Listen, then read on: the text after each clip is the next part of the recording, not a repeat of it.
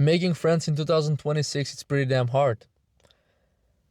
And if you're a guy, even a girl, you probably know this. If you're a girl, it might even be harder, I think, because guys, I think, in general, are more like approachable. But if you grew up without having much friends, if you grew up in an area where there were not many young people in general, or if you were just kind of a loser at school, you probably have issues right now with your social circle, or you just don't have a social circle at all, which is pretty scary when I think about this, but it is the reality. One of the reasons why I think this is the case in the year that we live in the age that we live in, is our smartphones and our social, actually our bubbles that we create for ourselves. When you look around, everybody is existing online most of the times. Like, people genuinely don't do a lot of stuff outside, or they just do less stuff outside. And everybody's a lot more isolated because everybody has a screen in front of him, which is like a barrier. Like, if you're just a stranger walking outside and you want to genuinely meet somebody, like, with good intentions, you'll see that most people are very hard to approach or very hard to even speak to, because they're just absorbed in their own slime, in their own thing, and you just can't break through that very easily, and it would be considered even inappropriate or weird if you just walk up to somebody and say, "Oh, hi, how are you doing? I wanna talk with you. How's your family or whatever." They'll think you're a creep, which, realistically speaking, is a little weird. But if you're very desperate, I mean, you might have to do this. And older people will think that we are just antisocial, that we are just retarded as generation. But I don't really think that's the case. I think a lot of guys, a lot of people in general, have been set to fail from the start. And in the process, the smartphones came on the scene, and they made it even worse with the combination of social media. A old person would just say, go outside and just fucking talk to people, just talk to people your age, go to a pub or something, go to a place where young people meet. But there are not many places where young people meet anymore. Now, not only because of social media and because a lot of people are just online, they're just atomized from the society. Another thing is that demographic in general, like, there are not many young people to go around with, that are like walking around. Like, if you go outside, like, how many young people do you really see? Like, be real with yourself. I mean, I know you see a bunch. It's not like there's nobody, but you probably see a lot more older people, like 30 plus or 40 plus, than you see like between like 18 and 24, let's say. That's the realistic picture of our demographics. And I think that also plays a big role, because when there are less young people, there are just less events for young people organized by the government, I would say, or just by the place where you live. Also, there are gonna be less events organized by young people themselves for young people, because they're just not as many. Like, there is not a big enough communities to start it off with. So then, what are your chances? How can you meet people if you really have nobody? Well, I think first off, you kind of have to forget about online friends. I think this is a thing now. It's very, very popular actually right now.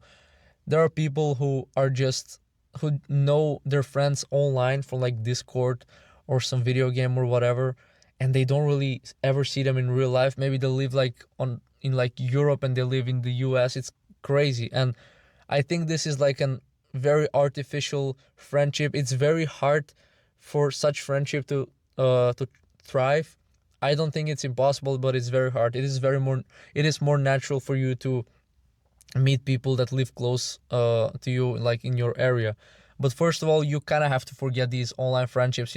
If you play Valorant with somebody and he lives like in Canada and you live in Mexico or whatever, like you guys are most likely never gonna see each other. First off, you're antisocial to begin with. You're both antisocial, so you found your sweet spot, you could say. Another thing is that there's a good chance you guys both are broke, like in your 20s, or even worse, in your late 20s or even 30s, where you're broke, so like you can't really just travel to one another and like do a bunch of stuff. It's very hard. And also, once you lose interest in this video game that you guys are playing together, once you play it less because you have some responsibilities on the side, or you just don't want to play it in general, you will just stop being friends, because this is the only thing that you guys orbit around. You guys play this video game, or you have some other weird nerd stuff that you guys do. But realistically, these friendships are very dependent on an external factor. They're not like bonds like that are built online, that are built offline, face to face. So yeah, you should probably consider talking to people in your area. Now, I even said it at the beginning that it's very hard to meet people in your area because there are just less events and less young people, because of the demographic and just people having less children 20 years ago, let's say. So that is already a rough start. In your area, what can you realistically do? I mean, you can look up for some events that are happening. If you can get somewhere, you can join a club. You can join a Picaro club, or you can join a pool club or a chess club. I don't know, you can figure it out on your... I mean, if you are very desperate for friendship and social contact, I would say it's worth trying whatever, because you as a creature are designed to be with a community, to have social contact. We're very, very social creatures. Like, for us, it's a very unnatural behavior to not be with anybody and to be alone all the time. You might like it in a way because it's peaceful, it's comfortable, but believe me, this shit is not good for your for your psychological well-being. And also, it literally is proven that it's bad for your body as well. Like, you die faster if you have nobody around you. It's very fucked up. Like, it's very fucked up. We're not built to be lonely, guys, believe me. And I mean, we see, like, with all the problems when it comes to socialization, that they have devastating results as consequence. So I don't think I should tell you this. You already know this. And I think there's a reason why you're concerned, because you don't have friends. Like, it is literally something that is deeply ingrained in you. So that is why you have this alarm go off in your head, like, oh shit, I have nobody to like do anything with. So your realistic options are to like join a club of some kind that is like interesting to you. Another thing is like maybe go to a library and just find somebody to talk to, like find somebody reading some book that you already have read maybe, and then you're like, oh, you read this book, hey, I read it too, it's very cool, in this chapter, this and this happens, should I not spoil it to you, or should I, you can kind of start saying whatever to somebody, and he might also be in a similar spot, so you guys can start a friendship. Because when you have something in common with somebody, it's a lot easier to start a friendship. And I think realistically speaking, a lot of guys and girls are like lonely at times and don't have enough friends. So you might just hit up somebody who is in a similar spot as you, and then you guys will be best friends in like a week. It is something that can easily happen. For my situation now, I'm very grateful that I grew up in Eastern Europe, where friendships are just something you're born with. Like, my friends, I have like around 10 friends that are very, very close to me. Like, they're literally like my brothers. And these guys are there since I got born, and we got born in around the same age.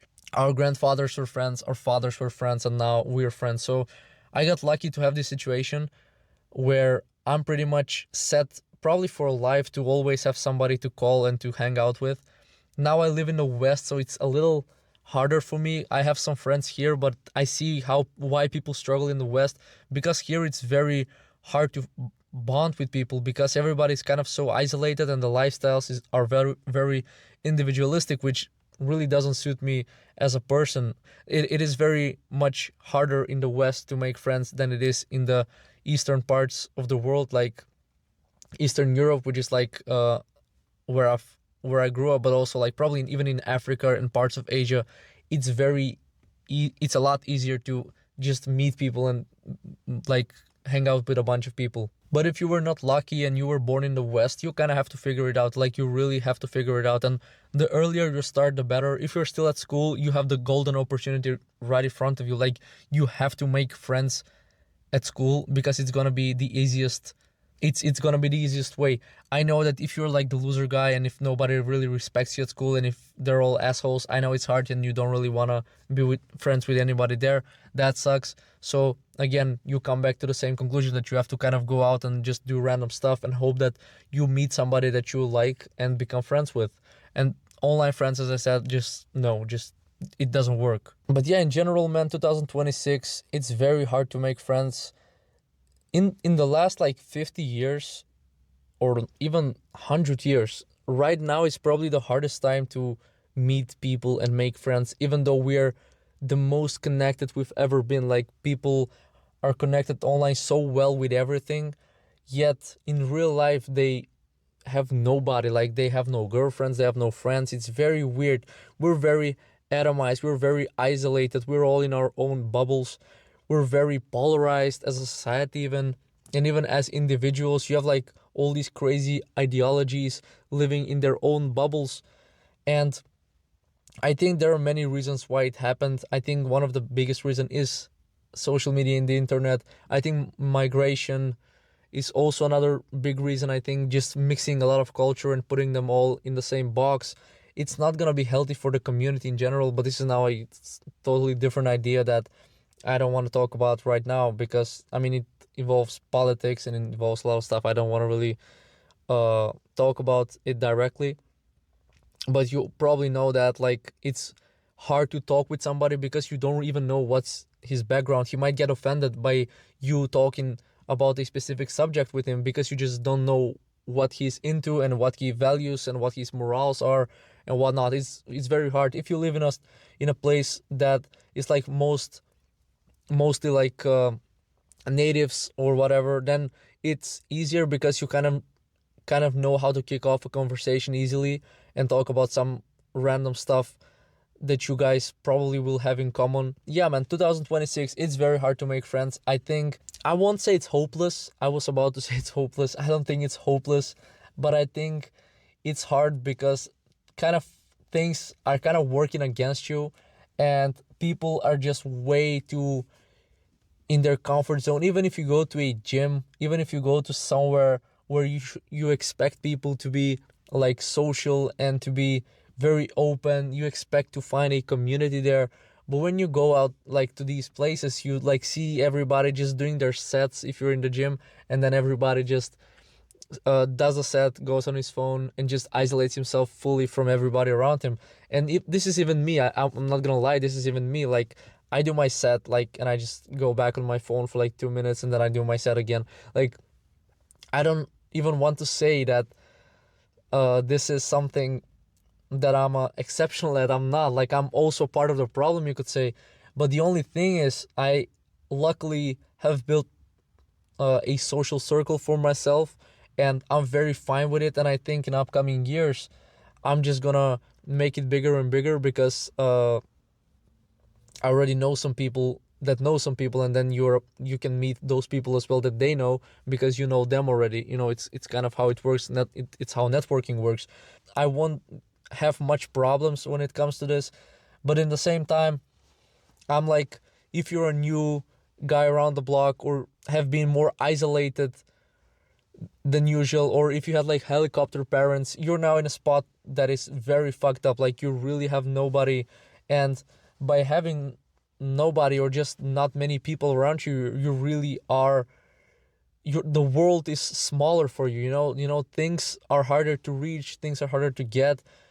Like getting a girlfriend or attending some event or being invited somewhere or going and doing something fun with your friends, it's all very hard if you don't know many people. It's very hard for me to say this because it's not really relatable to me, I would say, even though there were periods of my life, especially when I came to the West, that I was feeling very like isolated myself.